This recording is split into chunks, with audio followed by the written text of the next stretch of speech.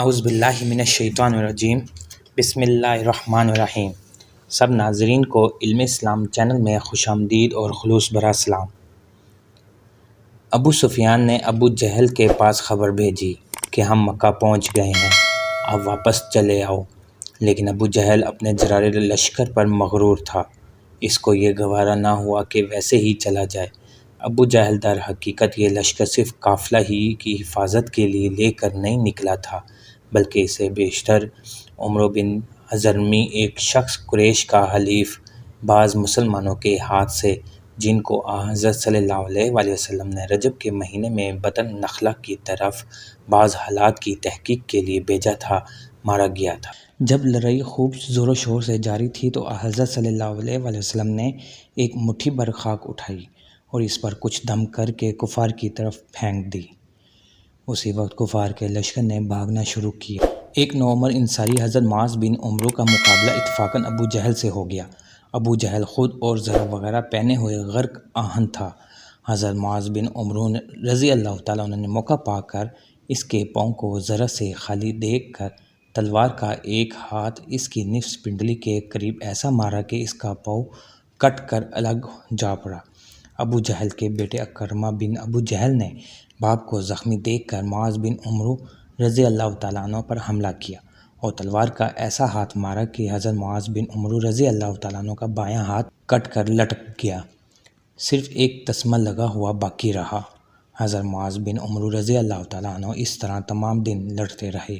اس کے بعد انصار کے ایک دوسرے نوعمر معوذ بن عفرہ رضی اللہ تعالیٰ عنہ ابو جہل کے قریب پہنچے اور تلوار کی ایک ایسی ضرب لگائی کہ وہ زخمی ہو کر نیم بسمل ہو گیا۔ جب کفار مدینہ خالی چھوڑ کر مسلمانوں کے سامنے سے بھاگ گئے اور لشکر اسلام کو فتح حاصل ہو گئی تو حضرت صلی اللہ علیہ وآلہ وسلم نے حکم دیا کہ ابو جہل کی نسبت تحقیق کرو کہ اس کی لاش میدان میں موجود ہے یا نہیں۔ یہ حکم پاتے ہی حضرت عبداللہ بن مسعود رضی اللہ تعالیٰ عنہ مقتولون کی لاشیں دیکھنے کو چلے۔ ابو جہل کو دیکھا کہ نیم مردہ پڑا ہے۔ عبداللہ بن مسعود رضی اللہ تعالیٰ عنہ جب اس کے سینے پر چڑھ بیٹھے اور کہا کہ اے اللہ کے دشمن، دیکھ تجھ کو اللہ نے کیسا ذلیل کیا۔ ابو جہل نے پوچھا لڑائی کا نتیجہ کیا ہوا؟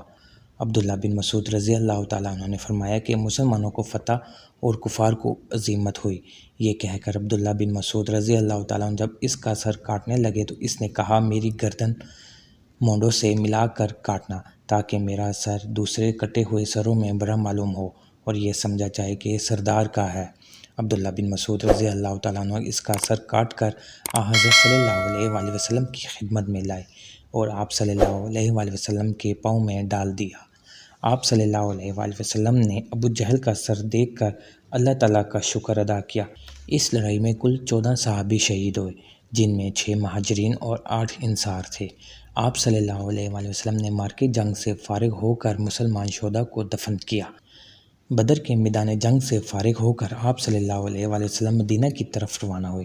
مقام صفرہ میں پہنچ کر آپ صلی اللہ علیہ وآلہ وسلم نے حکم الہی کے موافق تمام مال غنیمت مسلمانوں میں تقسیم فرمائی۔ کفار کا مکہ میں اس شکست کے بعد مقتولوں کے ورثاء نے بلند آواز سے نوحہ زاری نہیں کی، کیونکہ اس خبر سے مسلمان خوش ہوتے۔ صفوان بن امیہ نے، جس کا باپ امیہ اور بھائی علی دونوں بدر میں مارے گئے تھے، عمیر بن وہب کو خفیہ طور پر آمادہ کیا کہ مدینے میں جا کر محمد صلی اللہ علیہ وآلہ وسلم کو نعوذ باللہ قتل کریں۔ عمیر بن وہب زہر میں بجھی ہوئی تلوار لے کر مکہ سے چل کر مدینہ میں پہنچے تو حضرت عمر رضی اللہ تعالیٰ عنہ کو شبہ گزرا۔ وہ عمیر کی تلوار کا قبضہ پکڑ کر حضرت صلی اللہ علیہ وآلہ وسلم کے پاس لے گئے۔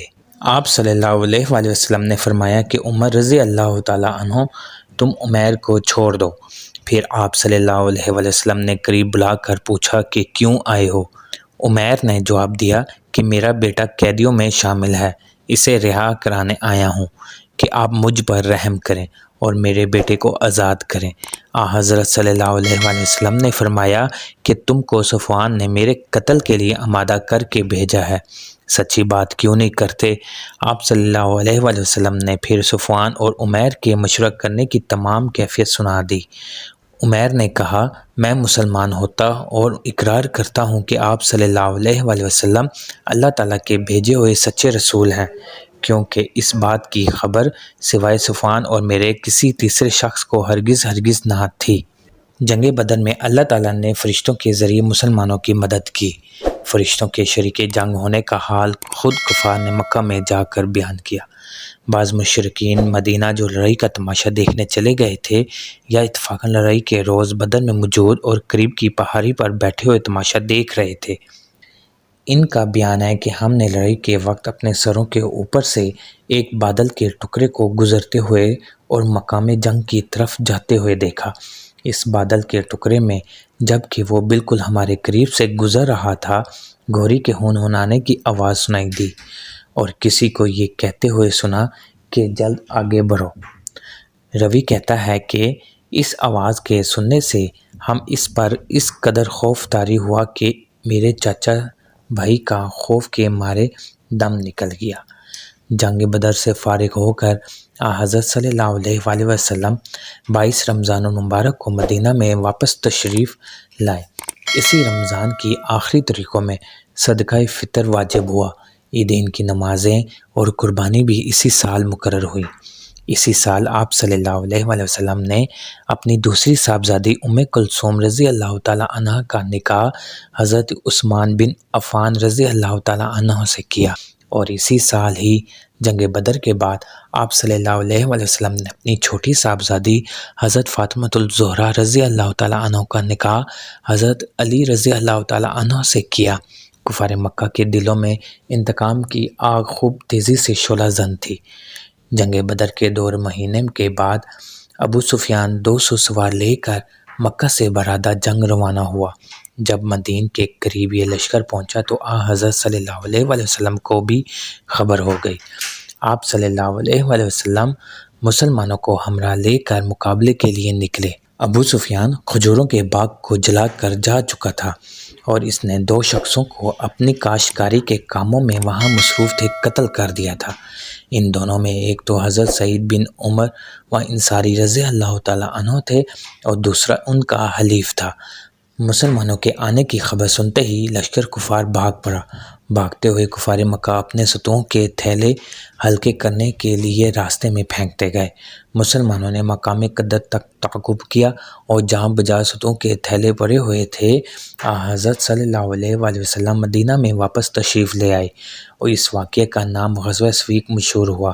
سویق عربی زبان میں ستو کو کہتے ہیں۔ غزوہ سویق سن 2 ہجری کے ماہ ذو الحج کی ابتدا میں ہوا تھا۔ عزیز دوستو، امید کرتا ہوں کہ ویڈیو آپ دوستوں کو پسند آئی ہوگی۔ ویڈیو پسند آ جائے تو لائک اور شیئر ضرور کر دیجیے گا اور آنے والی نئی ویڈیوز کے لیے ہمارے چینل کو سبسکرائب کر دیں اور ساتھ میں گھنٹی کے بٹن کو ضرور دبا دیں تاکہ ہماری نئی آنے والی ویڈیوز سب سے پہلے آپ تک پہنچے۔ اللہ حافظ۔